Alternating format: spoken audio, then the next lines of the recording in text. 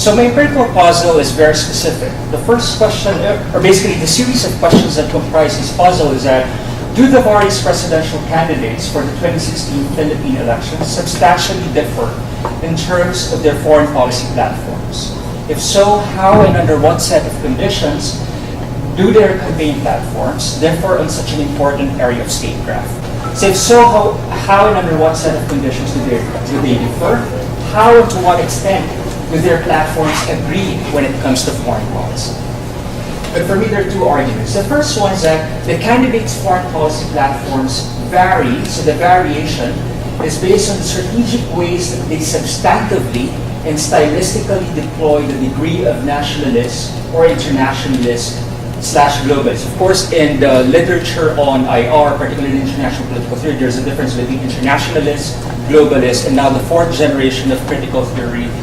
Frankfurt critical theory in Germany talks about cosmopolitanism, for example, and Ulrich Beck, for example, and other similar thinkers in Bielefeld.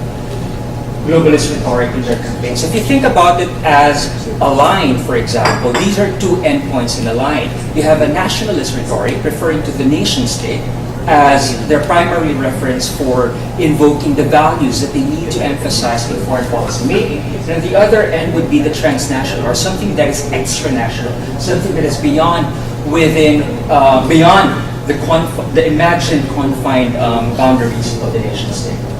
So rhetoric in their campaign discourses and the broader public sphere. The second argument is that, so how do they base, so it's either a politician is much more leaning towards nationalist rhetoric, or a politician would actually lean towards a more globalist perspective.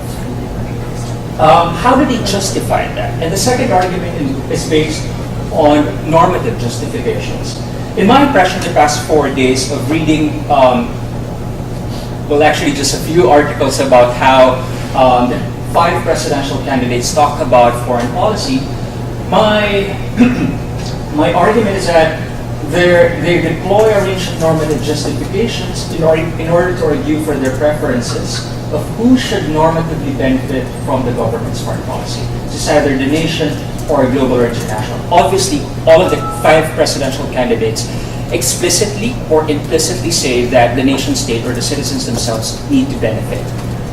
So there are key concepts here, and the way that I operationalize these two concepts of these two endpoints of the line is that a nationalist foreign policy campaign platform refers to a national electoral candidate's strategic and discursive invocation and deployment of the nation and its related concepts and values that say national interest, state interest, public good, collective good within the boundaries of the nation state. So they refer to the nation as the quintessential element and addressee of the state's foreign policy or interstate relations and diplomacy with other transnational state elements. So the most important thing here is that the nation and the elements within that nation, national boundary is important when it comes to invoking or basically crafting foreign policy.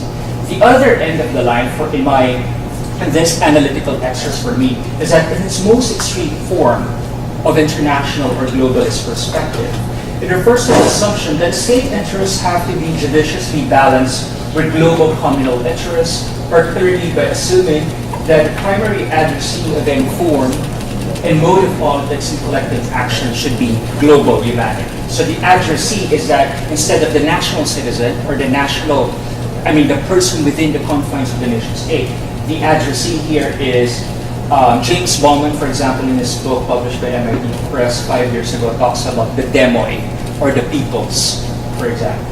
So it's a primary advocate. Basically, I thought that there are 3 possible ways of justifying whether or not they advocate a nationalist or a more globalist or internationalist stance. The first one is liberal. We all know that it refers to individualist or voluntarist values, much more market-oriented. So they justify that we should advocate the nation advocate the national interest by emphasizing individual political and civil rights and much more market-oriented when it comes to emphasis on the political economy. The second one is much more pragmatic or pragmatism. It seems at a theoretical level it's anti-ideology, problem-solving orientation, or action-oriented. The third one is positivist legal. Basically, it doesn't matter what are the normative justifications for the legal system, but it's really about the mere fact that it is inscribed in the law, in the Constitution, for example, therefore it is good, it is acceptable.